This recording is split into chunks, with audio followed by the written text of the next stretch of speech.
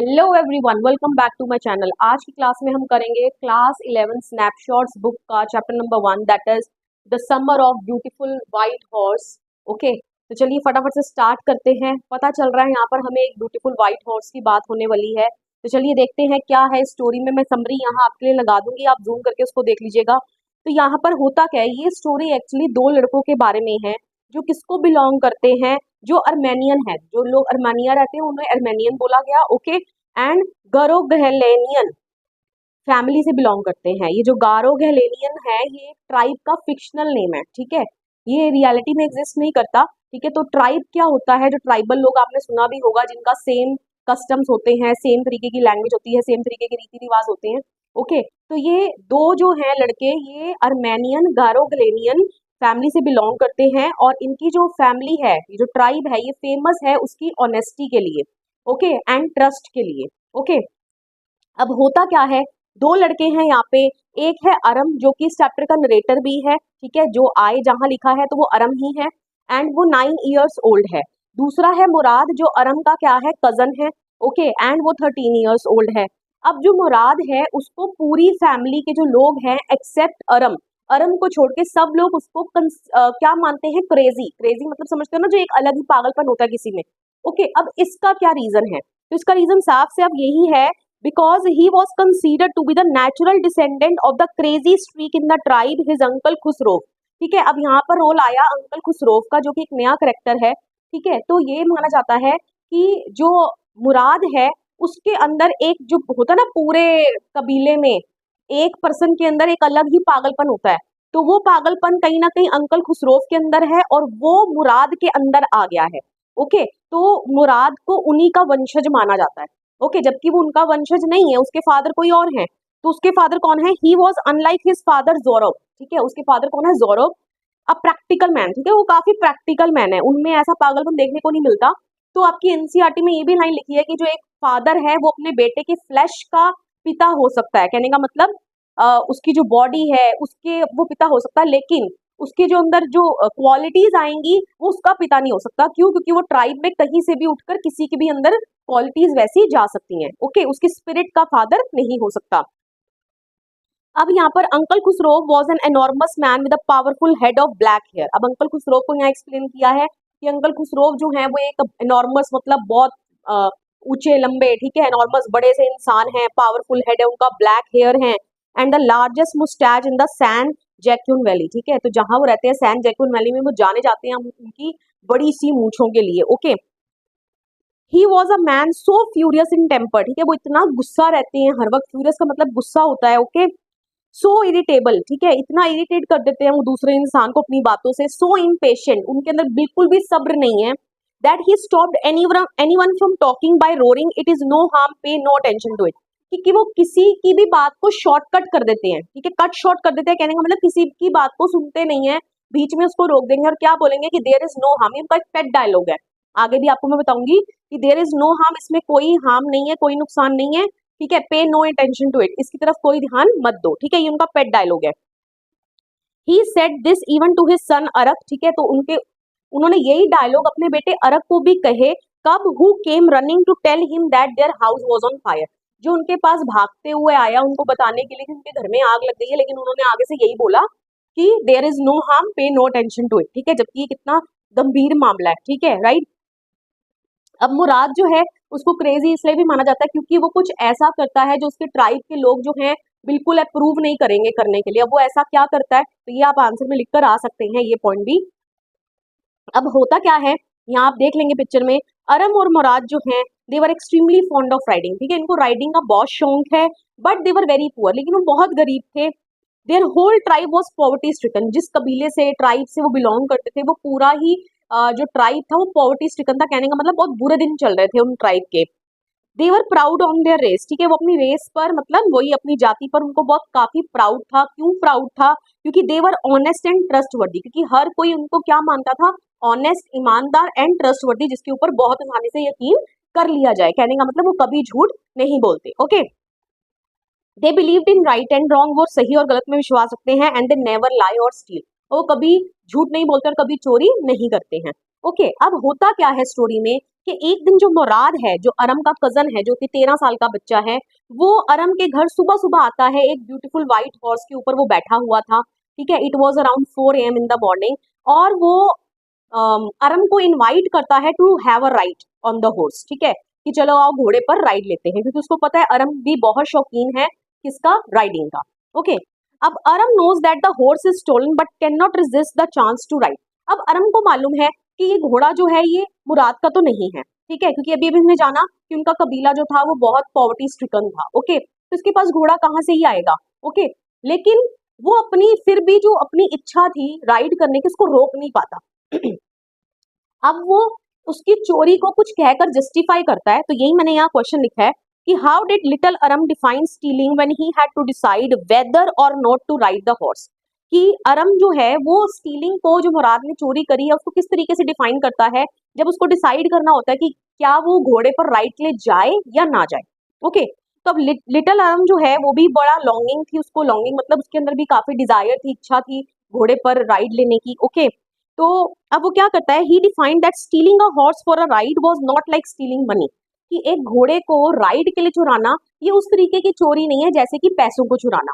Okay, it would become stealing if he and Murad wanted to sell the horse. कि इसकी stealing घोड़े की तभी मानी जाएगी कि हमने चोरी करी है जब वो दोनों मिलकर इस घोड़े को बेचने की कोशिश करेंगे। ओके, तो वो ऐसा तो करने वाले नहीं है, तो इट मीन्स कि ये जो है चोरी नहीं है, क्योंकि वो सिर्फ राइड के लिए घोड़ा लेकर आया है। ओके, अब they rode on the old countryside of the area where they lived, Walnut Avenue, ठीक है, तो जहां वो रहते हैं वॉलनट एवेन्यू कंट्री साइड में, तो वहां पर जो है, जो ग्रामीण क्षेत्र है, वहां पर वो क्या करते हैं, राइड लेते हैं उस घोड़े के ऊपर दोनों बैठकर। आफ्टर सम टाइम मुराद जो है अरम को कहता है टू गेट डाउन, ठीक है, कि तुम उतर जाओ, कि अब वो अकेले जो है घोड़े पर राइड लेगा। और इसके जवाब में अरम जो है वो भी क्या करता है, मुराद को बोलता है कि क्या तुम इसके बाद मुझे भी चांस दोगे अकेले राइड करने के लिए। जिसके जवाब में मुराद क्या कहता है कि अगर घोड़े ने चाहा तो, ये डिपेंड करता है घोड़े के ऊपर। ओके, कि वो तुम्हें बिठाकर अकेले राइड करवाना चाहेगा तो तुम भी कर लेना अकेले राइड। ओके, अब अरम जो है वो घोड़े से नीचे उतर जाता है। Mourad kick the horse with his heels and shouted Vazire run, ठीक है। अब जो मुराद है वो घोड़े को अपनी हील्स से मारता है, ठीक है, और क्या चिल्लाता है, Vazire run. Okay, the horse stood on its hinds leg, ठीक है, जो हॉर्स है अपनी पीछे की टांगों पे, यहाँ फोटो लगा दूंगी मैं, पीछे की टांगों पर जिस तरीके से आप देख रहे हैं इस तरीके से हॉर्स जो है वो खड़ा हो जाता है। स्नॉटेड मतलब अपनी आवाज निकालता है, एंड ब्रस्टेड बर्स्ट इनटू फरी ऑफ स्पीड, ठीक है, और बड़ी तेजी से दौड़ने लगता है। अब वो कहाँ ले जाता है मुराद को घोड़ा, कमले की किस ओर भागता है। He race the horse across a field of dry grass to an irrigation ditch, ठीक है, तो वो घोड़े को ले जाता है कहाँ से, एक फील्ड है ड्राई ग्रास की, ठीक है, जहाँ पर सूखी घास है।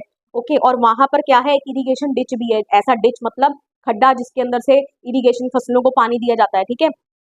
क्रॉस द डिच, वो डिच के ऊपर से क्या करता है, क्रॉस करता है on the horse and return after 5 minutes, और 5 मिनट में वो वापस आ जाता है अपनी अकेले राइड लेकर। Now अरम got his chance of ride, अब अरम को अपना मौका मिलता है अकेले घोड़े के ऊपर राइड लेने का।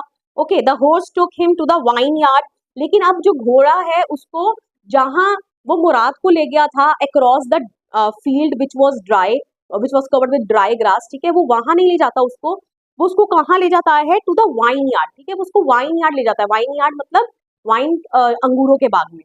Okay, and leaped over 7 vines and threw him off and ran away, और वो कम से कम 7 वाइन यार्ड को क्या कर देता है, कुचल देता है, और उसके बाद वो उसको नीचे गिरा देता है और खुद भाग जाता है घोड़ा। Okay, after searching for 30 minutes Mourad finally manage to find the horse and hid him in a deserted vineyard of a farmer named Fetvajian. Okay, तो ये नाम आपको पता होना चाहिए। अब मुराद क्या करता है, कम से कम 30 मिनट उनको लग जाते हैं घोड़े को ढूंढने में, और जब वो घोड़े को ढूंढ लेते हैं तब तक सुबह भी हो जाती है, तो कहीं किसी को पता ना चल जाए कि उन्होंने घोड़े को चुराया है।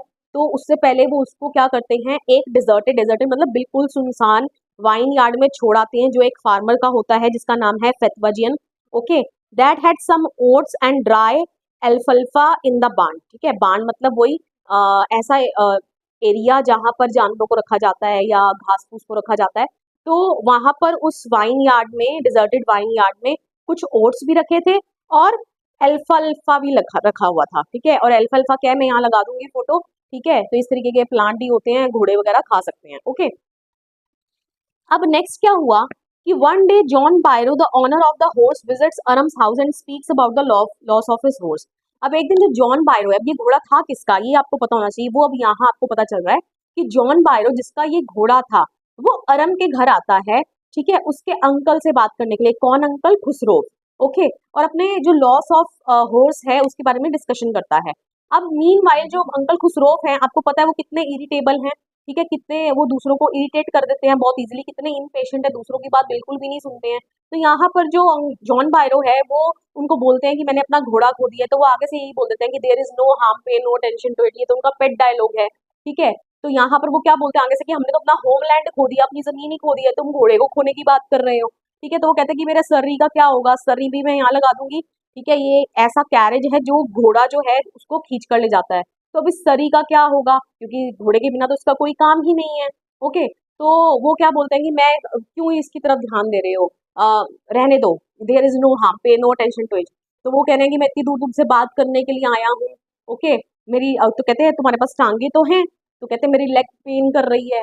तो आगे से फिर जो अंकल खुसरोव हैं वो यही बोलते हैं कि पे नो अटेंशन टू इट, ठीक है। होता है कि मैंने 60 रुपीज का, आपके एनसीईआरटी में लिखा हुआ है $60 में मैंने ये घोड़ा खरीदा था। ओके, तो जॉन बायरो आगे से यही बोलता है कि गोली मारो तुम्हारे $60 को। ओके, तो वो इतना इरिटेट कर देते हैं जॉन बायरो को कि जॉन बायरो वहां से चला जाता है। और इतनी देर में अरम ये सब कुछ सुन रहा होता है। अब अरम भागे भागे जाता है मुराद के पास, और वो मुराद को सब चीजें बताता है कि ऐसे ऐसे जॉन बायरो आया था, और तुम तब तक घोड़ा वापस मत करना जब तक मैं घुड़सवारी सीख नहीं लेता, जब तक मैं घोड़े को राइड करना सीख नहीं लेता। तो मुराद आगे से इसका जवाब देता है अरम को कि तुम्हें तो सीखने में कम से कम 1 साल लग जाएगा, हम मैक्स टू मैक्स घोड़े को 6 महीने तक अपने पास रख सकते हैं, इससे ज्यादा नहीं, क्योंकि मैं नहीं चाहता कि हमारे जो ट्राइब के लोग हैं उनको कोई चोर बोले आगे चल के। ओके, अब होता क्या है आगे कि one day on their way back to hide the horse to the hidden spot they met John Byro. अब वो घोड़े को छुपाने के लिए जा रहे हैं उसके हिडन स्पॉट पे। कहाँ था वो हिडन स्पॉट, आप कमेंट करके बताएंगे। कौन सा वाइन यार्ड था, किस फार्मर का वाइन यार्ड था, उसका आप नाम लिखकर बताएंगे। ओके, तो वहां पर वो उसको छोड़ने के लिए जा रहे होते हैं छुपाने के लिए, कि उनको रास्ते में जॉन बायरो मिल जाता है जिसका वो घोड़ा है। Okay, he talk to them as the name of their horse to which Mourad replied my heart.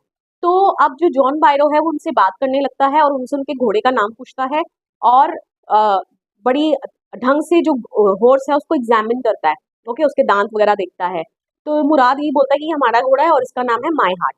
Okay, तो अब वो घोड़े को बहुत अच्छे से देखता है, उसके दांतों को देखता है, और वो पूरा कन्विंस था कि ये जो घोड़ा था जो मुराद के पास था वो उसी का घोड़ा है, ठीक है। और वो क्या कह देता है कि it was exactly the twin of his horse, कि ये जो घोड़ा है बिल्कुल मेरे घोड़े का क्या है, ट्विन है। कहीं कहने का मतलब कहीं ना कहीं उसने रिकॉग्नाइज कर लिया था अपने घोड़े को। लेकिन अब वो आगे कुछ और चीज भी बोलता है। क्या बोलता है? But he said that he trusted their families honesty, कि मैं तुम्हारी फैमिली की जो ईमानदारी है उस पर मेरे को पूरा विश्वास है।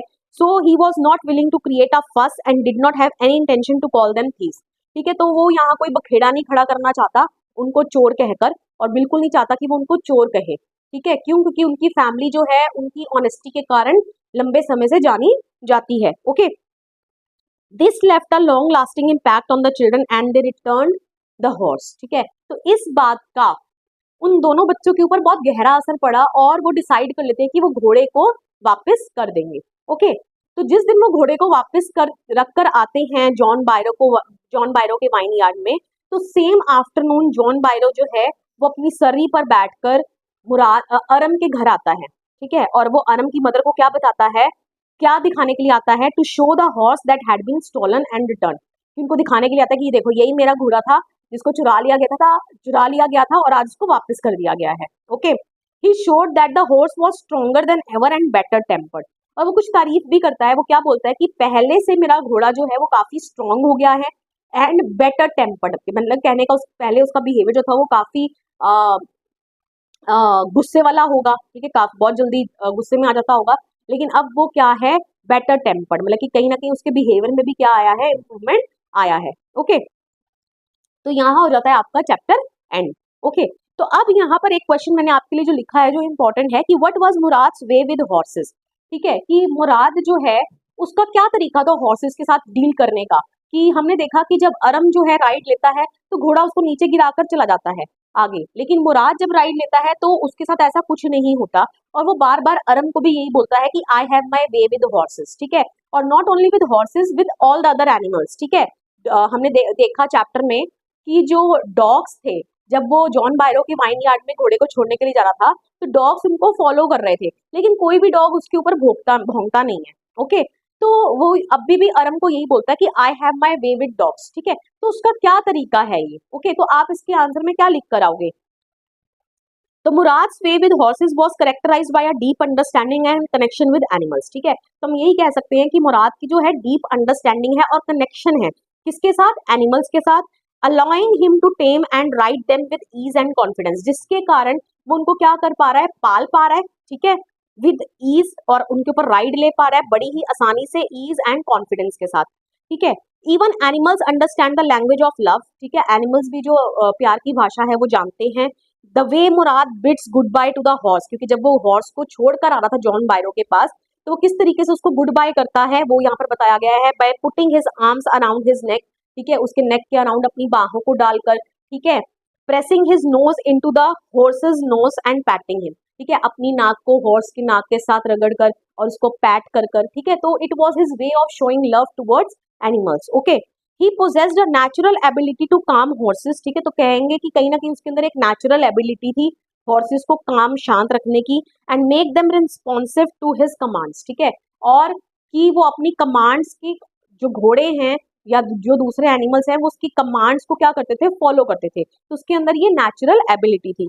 This skill was so profound that even John बायरो notice the significant improvement in horses behaviour, ठीक है। कि ये जो स्किल था ये इतना डीप था, मतलब कि उसके गहरा था उसके अंदर, कि इवन कि जॉन बायरो को भी जब घोड़ा वापस मिल गया तो उसने भी इस चीज की तारीफ करी कि घोड़े के बिहेवियर में क्या आया है? एक इम्प्रूवमेंट आया है। Okay, he even healed a wounded robin whose wing was broken, ठीक है। तो ये मैंने आपको समरी में नहीं बताया था क्योंकि इतना इंपॉर्टेंट पार्ट नहीं है, लेकिन फिर भी अब आप जान लो इस चीज को कि उसने इवन एक रॉबिन, रॉबिन मतलब एक क्या होता है? एक बर्ड होता है, ठीक है। तो उसका जो एक पंख था वो क्या हो गया था? जख्मी हो गया था, हर्ट हो गया था, ब्रोकन हो गया था। तो उसने उसको भी क्या करा? हील करा, ठीक है, मलम पट्टी वगैरह करी, ठीक है। He carefully tended to its injury and then released it, ठीक है। उसने बहुत केयरफुली उसकी इंजरीज को टेंडेड मतलब उसको ठीक करने की कोशिश करी, मलम पट्टी करी, और फिर उसको रिलीज कर दिया। After a few failed attempts the bird successfully flu away, कुछ फेल्ड अटेम्प्ट्स के बाद बर्ड जो है सक्सेसफुली उड़ जाता है। Okay, which shows how kind and compassionate he was towards the animals, जिससे हमें पता चलता है वो कितना काइंड और कंपैशनेट मतलब भी दयावान है किसके प्रति? एनिमल्स के प्रति। ओके, तो यही था इस चैप्टर में। आपको वीडियो पसंद आया हो, वीडियो को लाइक करिए, शेयर करिए, कमेंट करके बताइए वीडियो को कैसे लगा, and please don't forget to subscribe my channel. मिलेंगे नेक्स्ट वीडियो में, टिल देन बाय बाय।